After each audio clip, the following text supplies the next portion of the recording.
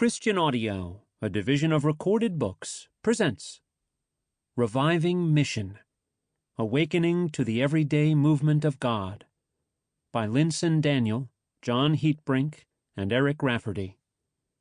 Narrated by Mike Chamberlain. Publisher's Note: in this audio edition, you will hear references to figures present in the print and e-book formats of the book. Preface. Signs of a New Season. Something curious happened in the countryside of Kentucky in the spring of 2023. What started as an everyday chapel service on the campus of Asbury University, a few familiar songs, an ordinary sermon, and the typical crowd of sincere but drowsy college students, became something very different when the gospel choir, tasked to end the service, decided not to close but to continue in worship. Before long, reports started to circulate on campus about something happening in Hughes Auditorium, and students began to return in droves to worship, pray, and pour out their hearts in confession. Momentum continued to build through the evening as hundreds of students filled the chapel, lingering together in the presence of God. That same day, a campus minister at the University of Kentucky had his phone turned off for a retreat day. When he flipped it back on that night, he was taken aback as hundreds of text messages about something happening at Asbury arrived simultaneously. When he drove to campus that night, he found the chapel packed with students and the altar at the front of the auditorium wet with tears of repentance. What had begun as a 1-hour chapel service for a couple dozen Asbury students quickly became something of a spiritual phenomenon. Word began to spread about an outpouring on campus. Tens of thousands of students and adults from hundreds of campuses and dozens of countries, all of them pilgrims of one sort or another, began to descend on Wilmore, Kentucky, to experience for themselves what God was doing.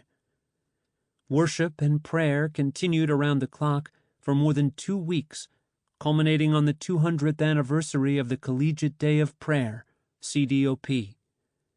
In what became a remarkable demonstration of divine symmetry, more than a year beforehand, CDOP had arranged to stream its annual simulcast of prayer for the campuses of America on the last Thursday of February from none other than Hughes Auditorium at Asbury University. As John's family followed what was happening at Asbury from a distance, we became increasingly eager to make our own pilgrimage to the campus to bear witness to what God was doing. In response to this growing conviction, we made plans to be on site for the CDOP simulcast on the evening of February 23rd. After landing in Lexington, we started our drive through the rolling green countryside of Kentucky. As Midwesterners still mired in the throes of winter back home, our spirits were enlivened by the signs of spring so clearly emerging all around us. Birds were singing, trees were budding, and daffodils were blooming.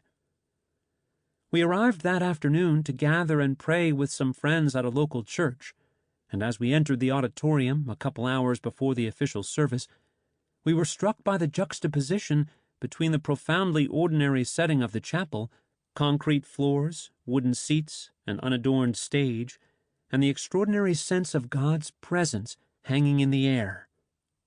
By any account, the scene was strikingly analog. In contrast to the hyper-digital, technology-saturated environments that we've grown accustomed to, the setting at Asbury was Spartan, and the aesthetic was simple. There were no thumping subwoofers, no intricate lighting schemes, no multimedia visual effects, and not a single screen in sight, not even for lyrics. It was an unadorned and uncomplicated backdrop, an analog space. The environment was marked by an arresting anonymity. Despite the culminating service being live-streamed to tens of thousands of people around the world, the event continued with the pattern that had been established earlier in the outpouring.